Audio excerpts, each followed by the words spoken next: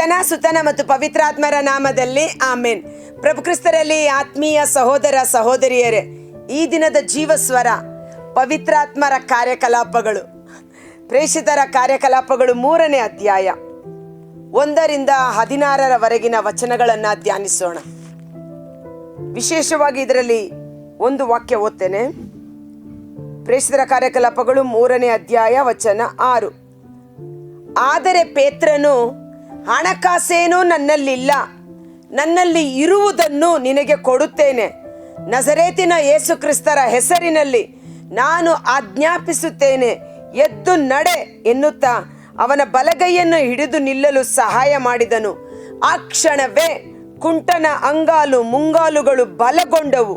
ಅವನು ಜಿಗಿದು ನಿಂತು ಅತ್ತಿತ್ತ ನಡೆದಾಡಲು ಪ್ರಾರಂಭಿಸಿದನು. ದೇವರನ್ನು ಕೊಂಡಾಡುತ್ತಾ ಅವರೊಡನೆ ದೇವಾಲಯದೊಳಗೆ ಹೋದನು.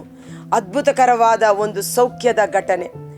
ಪ್ರಭು ಯೇಸುವಿನ ಮರಣಕ್ಕೆ ಮೊದಲು ಯೇಸು ಸ್ವಾಮಿ ಜೀವಂತವಾಗಿದ್ದಾಗ 72 ಮಂದಿ ಶಿಷ್ಯರನ್ನು ಶುಶ್ರೂಷೆಗಾಗಿ ಕಳುಹಿಸಿಕೊಟ್ಟರು. ಅವರು ಹೋಗಿ ಸೇವೆ ಮಾಡಿ ಬಂದು ಯೇಸುವಿಗೆ ವರದಿ ಒಪ್ಪಿಸಿದರು. ಯೇಸುವೆ, ನಿಮ್ಮ ನಾಮದಲ್ಲಿ ಪ್ರಾರ್ಥಿಸಿದಾಗ ರೋಗಗಳು ಗುಣವಾದವು, ದೆವ್ವಗಳು ಬಿಡುಗಡೆಯಾದವು ಎನ್ನುವ ರೀತಿಯಲ್ಲಿ ಪ್ರಭು ಯೇಸು ಅದನ್ನು ಬಹಳ ಸಂತೋಷದಿಂದ ಸ್ವೀಕರಿಸಿದರು. ಆದರೆ ಈಗ ಪ್ರಭು ಯೇಸು ಶರೀರ ರೂಪದಲ್ಲಿ ಶಿಷ್ಯರೊಟ್ಟಿಗೆ ಇಲ್ಲ. ಆದರೆ ಇವರೊಳಗೆ ನೆಲೆಸಿರುವ ಪರಿಶುದ್ಧಾತ್ಮರ ಅಭಿಷೇಕ ಇವರ ಮೂಲಕ ಕಾರ್ಯ ಮಾಡಲು ಪ್ರಾರಂಭ ಮಾಡಿತು. ಪ್ರಭು ಯೇಸು ಜೀವಂತವಾಗಿದ್ದಾಗ ಹೇಳಿದ್ದರು, ಯೋಹಾನ 14:12ರಲ್ಲಿ, ನನ್ನಲ್ಲಿ ವಿಶ್ವಾಸವಿಡುವವನು ನಾನು ಮಾಡಿದ ಎಲ್ಲ ಕಾರ್ಯಗಳನ್ನು ಆತನು ಮಾಡುತ್ತಾನೆ, ಅಷ್ಟೇ ಏಕೆ ಅವುಗಳಿಗಿಂತ ಮಹತ್ತಾದ ಕಾರ್ಯಗಳನ್ನು ಮಾಡುತ್ತಾನೆ ಎಂಬುದಾಗಿ. ಶಿಷ್ಯರ ಜೀವಿತದಲ್ಲಿ ಪ್ರಪ್ರಥಮ ಬಾರಿಗೆ ಒಂದು ಮಹತ್ತರವಾದ ಅದ್ಭುತ. ಹುಟ್ಟುಕುಂಟ, 40 ವರ್ಷಗಳಿಂದ ಹುಟ್ಟುಕುಂಟನಾಗಿ ಭಿಕ್ಷೆ ಬೇಡುತ್ತಿದ್ದ ಒಬ್ಬ ವ್ಯಕ್ತಿ, ಹೇಗಿರಬಹುದು ಅವನ ಪರಿಸ್ಥಿತಿ?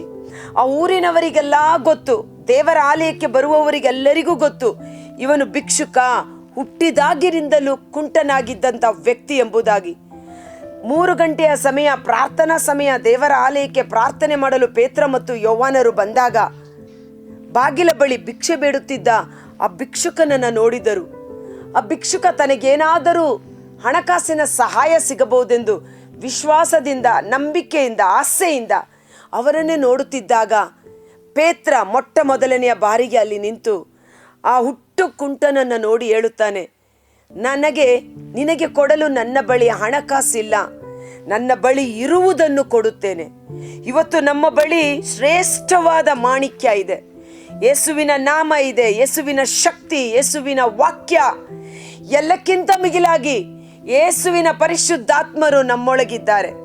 ಇದನ್ನೇ ಸಂತ ಪೌಲ ಹೇಳ್ತಾರೆ, ನಾವು ಶರೀರ ರೂಪದಲ್ಲಿ ಮಣ್ಣಿನ ಮಡಕೆಗಳಾಗಿದ್ದರು, ನಮ್ಮೊಳಗೆ ಮಾಣಿಕ್ಯದಂತೆ, ಅಮೂಲ್ಯವಾದ ಬೆಲೆ ಬಾಳುವ ವಜ್ರದಂತೆ ದೇವರ ಮಹಿಮೆಯ ಶಕ್ತಿ ನಮ್ಮೊಳಗೆ ವಾಸ ಮಾಡುತ್ತಿದೆ ಎಂಬುದಾಗಿ.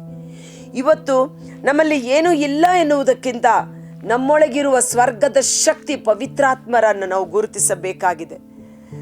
ಮೋಶೆಯ ಕೈಯಲ್ಲಿ ಏನಿದೆ ಎಂದು ಹೇಳುವಾಗ, ನನ್ನ ಕೈಯಲ್ಲಿ ಕುರಿ ಮೇಯಿಸುವ ಒಂದು ಕೋಲಿದೆ ಎಂದು ತೋರಿಸಿದ. ದೇವರು ಆ ಕೋಲನ್ನೇ ಆಶೀರ್ವದಿಸಿ ಆ ಕೋಲಿನ ಮೂಲಕ ಮಹತ್ ಕಾರ್ಯಗಳನ್ನು ಮೋಶೆ ಮಾಡಿದ. ಕರೆಕ್ಟ್ ಅಲ್ವಾ? ಆ ಎಲೀಷ ಪ್ರವಾದಿಯ ಬಳಿ ಬಂದ ಒಂದು ಸೇವಕನ ಹೆಂಡತಿ, ನಿನ್ನ ಬಳಿ ಏನಿದೆ? ಕೊಂಚ ಎಣ್ಣೆ ಇದೆ. ಎಣ್ಣೆ ಯಾವುದಕ್ಕೆ ಹೋಲಿಕೆ? ಪವಿತ್ರಾತ್ಮರ ಅಭಿಷೇಕಕ್ಕೆ ಹೋಲಿಕೆ. ನಿನ್ನಲ್ಲಿರುವ ಕೊಂಚ ಎಣ್ಣೆಯನ್ನು ಎಲ್ಲ ಪಾತ್ರೆಗಳಿಗೆ ಹಾಕು, ನಿನ್ನ ಸಾಲವನ್ನು ತೀರಿಸಿಕೊ. ಇವತ್ತು ಯೇಸು ನುಡಿದರು, ನಾನು ನಿಮ್ಮನ್ನು ಅನಾಥರನ್ನಾಗಿ ಬಿಟ್ಟು ಹೋಗಿಲ್ಲ, ನಿಮ್ಮೊಡನೆ ವಾಸ ಮಾಡುವ ಸ್ವರ್ಗದ ಶಕ್ತಿ ಪವಿತ್ರಾತ್ಮರನ್ನು ಕಳುಹಿಸಿಕೊಟ್ಟಿದ್ದೇನೆ ಎಂಬುದಾಗಿ. ಇವತ್ತು ನಾವು ಯಾರು ಅನಾಥರಲ್ಲ. ಭಯಪಡಬೇಡಿ, ಹೆದರಬೇಡಿ, ಕಳವಳಗೊಳ್ಳಬೇಡಿ, ದುಃಖಿಸಬೇಡಿ. ನಮ್ಮೊಳಗೆ ಪರಿಶುದ್ಧಾತ್ಮರಿದ್ದಾರೆ. ಪೇತ್ರನು, ನನ್ನ ಬಳಿ ಇರುವುದನ್ನು ಕೊಡುತ್ತೇನೆ ಎಂದು ಯೇಸು ನಾಮದ ಶಕ್ತಿಯಲ್ಲಿ ನೀನು ಎದ್ದು ನಡೆ ಎಂದು ಆಜ್ಞಾಪಿಸಿದಾಗ ಅವನ ಇಂಗಾಲು ಮುಂಗಾಲುಗಳು ಬಲಗೊಂಡವು. ಅವನು ಎದ್ದು ಕುಣಿದಾಡಿ ಜಿಗಿದಾಡಿದನು. ಅಲ್ಲಿದ್ದ ಜನರೆಲ್ಲ ಆಶ್ಚರ್ಯಚಕಿತರಾದರು. ಅದ್ಭುತ, ಮನುಷ್ಯನ ಗ್ರಹಿಕೆಗೆ ಮೀರಿದ ಅದ್ಭುತ. ಸೈನ್ಸ್ ಅಥವಾ ಮೆಡಿಕಲ್, ವೈದ್ಯಕೀಯ ಜ್ಞಾನಕ್ಕೆ ಮೀರಿದಂಥ ಅದ್ಭುತ. ಅಲ್ಲಿದ್ದ ಜನ ಪೇತ್ರ ಮತ್ತು ಯೋಹಾನರನ್ನು ಆಶ್ಚರ್ಯಚಕಿತರನ್ನಾಗಿ ನೋಡುತ್ತಾರೆ. ಇದು ಹೇಗೆ ಸಾಧ್ಯ ಎಂಬುದಾಗಿ. ಆಗ ಪೇತ್ರ ಮತ್ತು ಯೋವನ ಹೇಳುವ ಮಾತು ಅದ್ಭುತಕರವಾದುದು. ಇವತ್ತು ಶುಶ್ರೂಷೆ ಮಾಡುವ ದೇವ ಸೇವಕರುಗಳು ನಮ್ಮ ಸ್ವಂತ ಶಕ್ತಿಯಿಂದಾಗಲಿ ಭಕ್ತಿಯಿಂದಾಗಲಿ ಅಲ್ಲ, ದೇವರ ಆತ್ಮರ ಬಲದಿಂದಲೇ, ದೇವರ ಕೃಪೆಯಿಂದಲೇ ಎಂದು ನಮ್ಮನ್ನೇ ನಾವು ತಗ್ಗಿಸಿಕೊಂಡಾಗ ದೇವರ ಕೃಪೆ, ದೇವರ ಮಹಿಮೆ ನಮ್ಮ ಮೂಲಕ ಇನ್ನೂ ಹೆಚ್ಚು ಈ ಲೋಕದಲ್ಲಿ ಪ್ರಕಟವಾಗುತ್ತದೆ. ಈ ವಚನವನ್ನು ಓದೋಣ.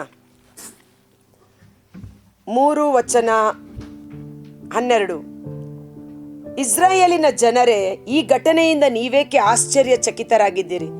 ನಮ್ಮನ್ನೇಕೆ ಎವೆಯಿಕ್ಕದೆ ನೋಡುತ್ತಿದ್ದೀರಿ? ನಮ್ಮ ಸ್ವಂತ ಶಕ್ತಿಯಿಂದಾಗಲಿ ಭಕ್ತಿಯಿಂದಾಗಲಿ ಈ ಮನುಷ್ಯನು ನಡೆಯುವಂತೆ ನಾವು ಮಾಡಿದೆವೆಂದು ನೀವು ಭಾವಿಸುತ್ತೀರೋ? ಇಲ್ಲ, ನಮ್ಮ ಪೂರ್ವಜರ ದೇವರು ತಮ್ಮ ದಾಸ ಯೇಸುವಿನ ಮಹಿಮೆಯನ್ನು ಬೆಳಗಿಸಿದ್ದಾರೆ. ದೇವರ ಮಹಿಮೆ ಯೇಸು ಆಗಿದ್ದಾರೆ. ದೇವರ ಮಹಿಮೆ ಯೇಸುವಿನ ಮೂಲಕ ಪ್ರಕಟವಾಗಿತ್ತು. ದೇವರ ಮಹಿಮೆ ಯೇಸುವಿನ ಮೂಲಕ ಪವಿತ್ರಾತ್ಮರ ಶಕ್ತಿಯಲ್ಲಿ ವ್ಯಕ್ತವಾಗುತ್ತದೆ.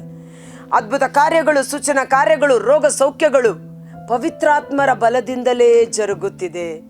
ಯೇಸುವಿನ ನಾಮದ ಶಕ್ತಿ ಪರಿಶುದ್ಧಾತ್ಮರೇ ಆಗಿದ್ದಾರೆ.